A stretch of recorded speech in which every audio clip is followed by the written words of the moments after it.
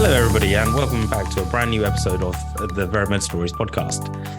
So, with PHUSE US around the corner, we thought it would be a great idea to interview one of our many presenters attending this year. So, please allow me to welcome Tom to the podcast. Tom, hello, how are you doing today?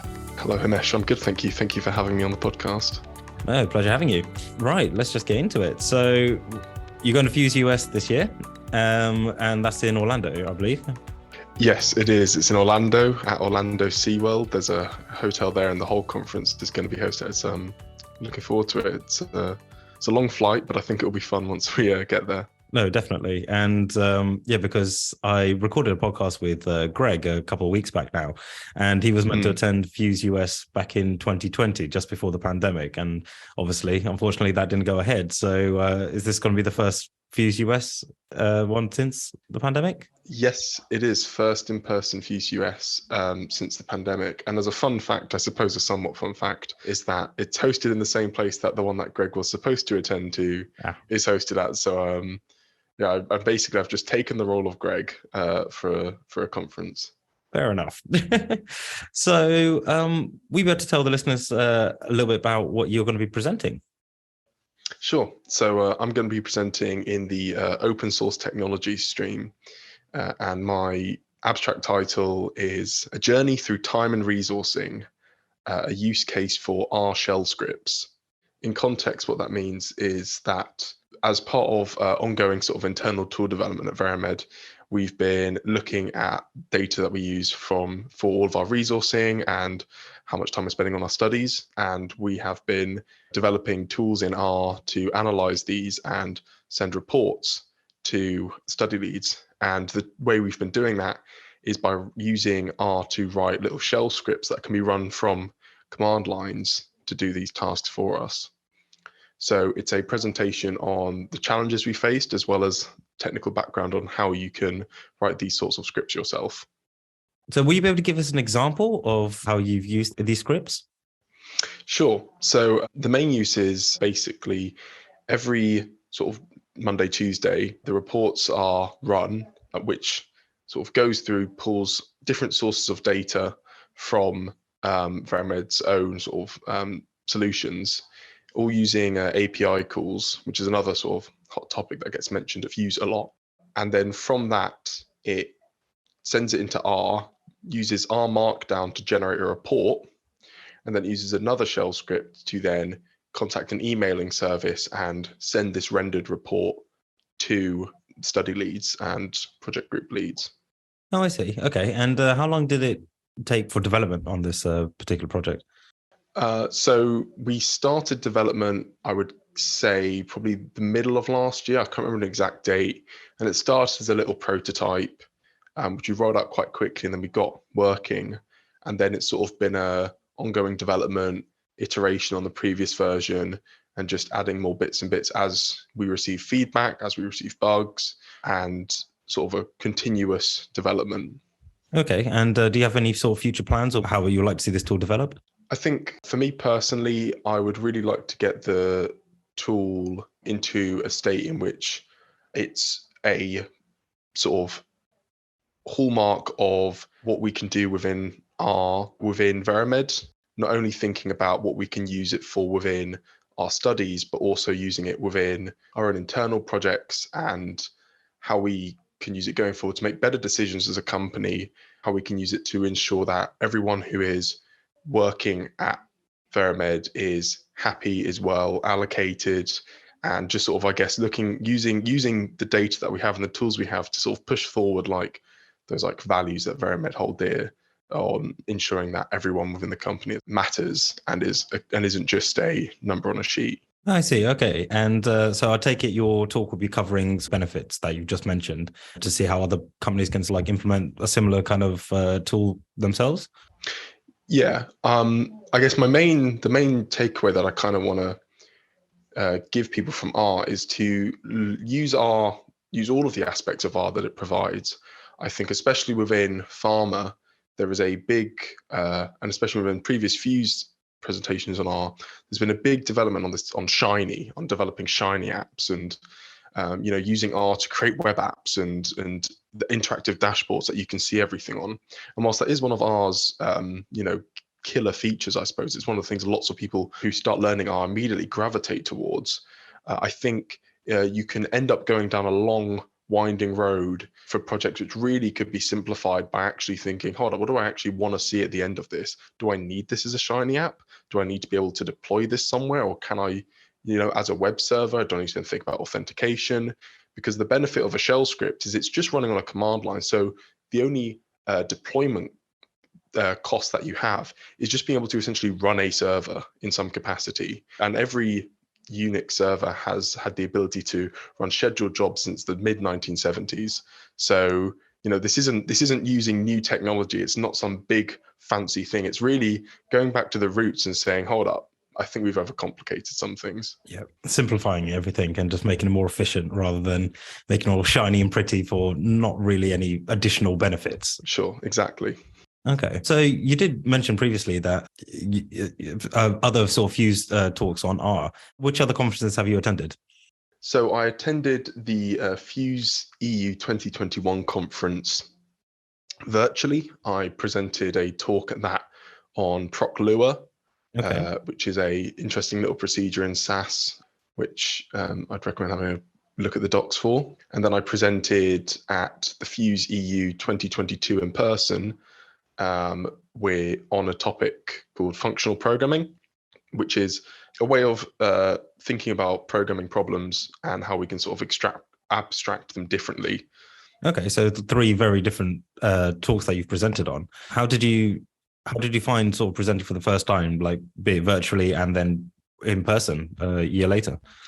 The virtual one was interesting because it wasn't too dissimilar to just being at work. I just joined a meeting, I presented for about 20 minutes, and then they said, thank you very much, and I left. Right.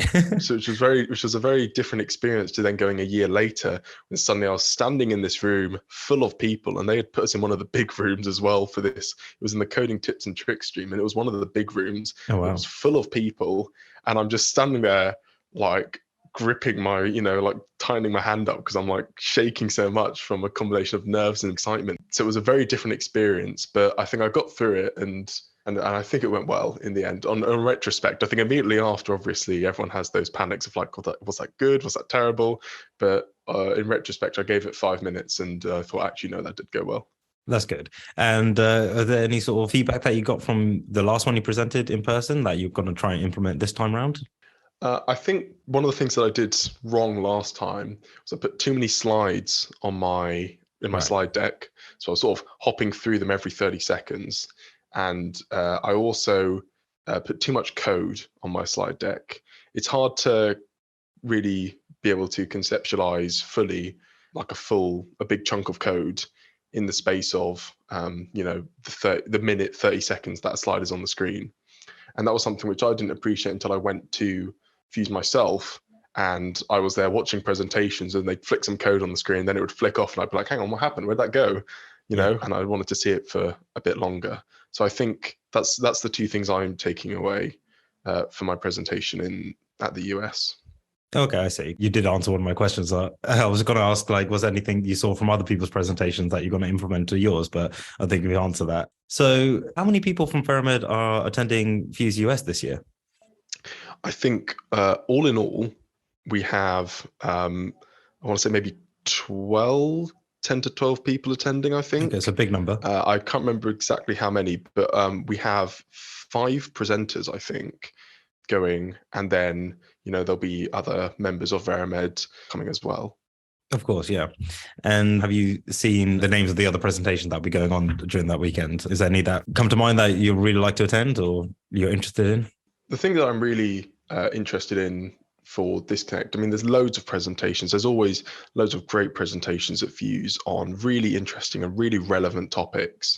And I'm really looking forward to that. There's a few about automation of STTM and Adam, which is something that I've been looking into as well. There's going to be lots of presentations by various people who are involved in the Pharmaverse, which I made some small contributions to a while back. And I connected with people from that at EU Connect 2021, and I'm looking forward to connecting with more people at this conference. Additionally, I'm really looking forward to one of the things that I really enjoyed from the EU Connect 2021 was watching and supporting the other Verameders who had attended presentations. And really going and watching all of them interact. And I think, as Greg said, there were a lot of first-time presenters who attended, and it was really good to go and support them, and then also to go and see Stuart, Malcolm, and Diana, more experienced staff and more experienced FHUSE attendees, also attended from Veramed, and their presentations were very different to watch because they were very confident and slick, and they had obviously done this before, kind of thing. But it was fun to both go and support new members as well as learn from experienced Veramed staff. Okay. Yeah, because I was going to ask, is there any advice you would give anyone listening who is attending for the first time and presenting for the first time, that something that you wish you had known before you had presented, or just something general? If I'd known how nice everyone would be after I'd presented, then I would feel less nervous, because after I presented, everyone I interacted with at the conference was like, that was a great talk. I really enjoyed it. People came up and spoke to me afterwards saying, "Oh, I attended your talk in this stream. I really enjoyed it," and then we started a conversation on that. And also, from my perspective, the amount of people whose talk I attended, and then I saw them about the conference, and I stopped them to just say, "Really enjoyed your talk on this, by the way. I had a question about, now that I think back on it, about this," and just struck up conversation that way. And I think if I knew how much people genuinely were there to learn, I would have been less nervous that my content was good. Right. And I would have been more focused on presenting well myself, because the trouble I personally had was, when I was up there, I was thinking, is this content good? Am I going to finish this? And then suddenly there's going to be one person raising their hand and saying, "You're completely wrong." But there's none of that, because it's all a learning experience and everyone's just there to share knowledge. Yes, exactly. And I think Greg mentioned something similar as well. And just after presenting, realizing and having the confidence of, like, I am the expert in the room. Like, people come here to listen to me, so they need your knowledge. And so, yeah, I think that's great advice, really. Just like, it's okay. Everyone's friendly. No one's going to bite your head off. Like, exactly. There's a reason. There's a screening process for all these talks anyway. Like, your content should be good. Excellent. So how long is the conference this time? So the conference lasts for 3 days. I think so the conference officially starts on the Sunday, but there's not really anything massively occurring. That's sort of like the travel day in. I see, yeah. Then you just get registered, and then the conference really kicks off on the Monday with the first keynote speaker. And then I think there's also another keynote speaker on the Tuesday. And then there's a final day on the Wednesday. And on each day, there's loads of sessions blocked up into like sort of each stream, as it's called at FHUSE, which is generally like a topic, and there'll be a whole sequence of talks from that stream. Another interesting thing they're doing at FHUSE now is they're picking specific topics and taking bigger chunks of time to do a much larger, broader discussion on like a particular topic. So one of the ones they're doing topics on statistical computing environments, which is a really sort of, there's a lot of new statistical computing environments sort of popping up everywhere. And so there's discussions on how should you pick them? What should you be looking for? How should you develop your own? Stuff like that. Okay, yeah. And yeah, it sounds like quite a lot, because I believe Greg mentioned that FHUSE EU, it was a lot on data visualization. Is there a lot on data visualization this time around? Yes, I remember actually I spoke to someone at EU Connect who had said that the two biggest, he's a US Connect stream chair, he said the two biggest streams were open source technology and data visualization for the US Connect. So I think they're going to be, but every stream has only a certain amount they can present. But I think those ones in particular are going to be very, very well attended, as well as obviously sort of dominate the agendas for the day. Well, your talk should be quite well attended as well, then. I would hope so. It would be very depressing if mine was one of the open source ones that wasn't. Yeah, no, I don't think you've got that problem, to be honest. I think you should do really well. So you mentioned there's two keynote speakers this time around. Do you know what they're presenting on, or who they are? Yeah, so the first keynote speaker is Michael Schmidt, and he's from Orlando Health Strategic Innovations. And I saw the Connect chair, Michael Rimler, advertising his talk earlier on LinkedIn. It looked really interesting. And then I know the second one is somebody from the FDA, which I think will also be interesting, because I don't think I've ever attended a talk by a regulatory agency before. No, I can't say that I have either. No, that'd be very interesting. Okay, and so What would you say? I know you haven't attended US yet, but what would you say are the differences between the EU and the US versions?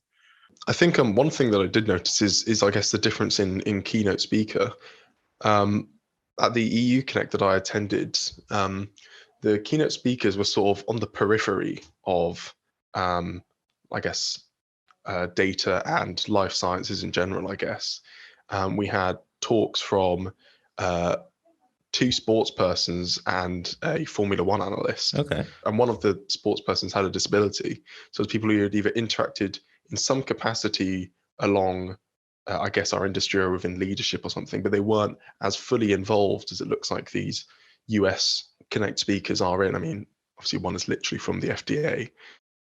So I think that'll be a difference. I think also, again, this being the first US Connect in person, I think much as the first EU Connect in person was very well attended, I think this one will also be really well attended, I hope. And I think it will be interesting to assess the differences between these two massive conferences, but I guess on completely different sides of the Atlantic.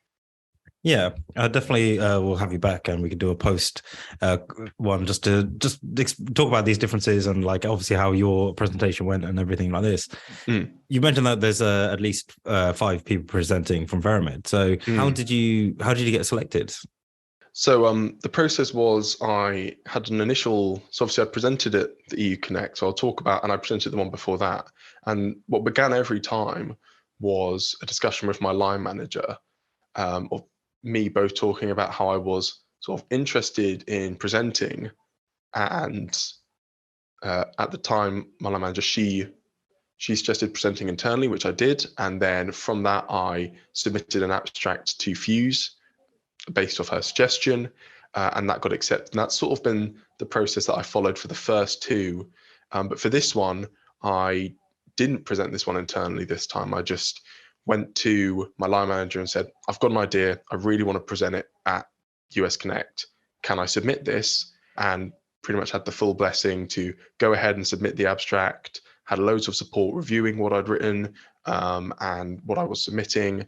Lots of support from not only my line manager, but other people within areas that I was working in, all read and gave feedback. And then once I was accepted, I went back and was able to share the good news.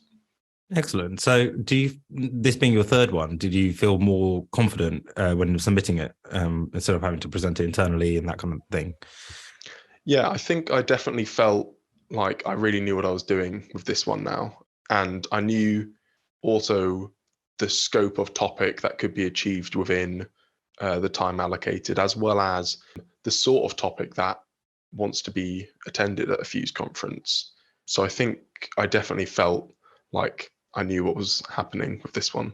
Yeah, you knew what you're getting yourself in for. Like you've experienced it from both sides at this point. So yeah, excellent. So would you like to give a quick plug to when your talk will be and any information about it?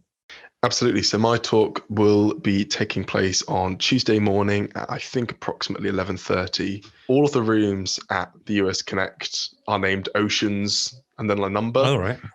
So I'm actually in Oceans 12. Oh, that's a shame. That's unfortunately, it's a good film, just not as good as the other 2. But I'm sure that's got no bearing on your talk whatsoever.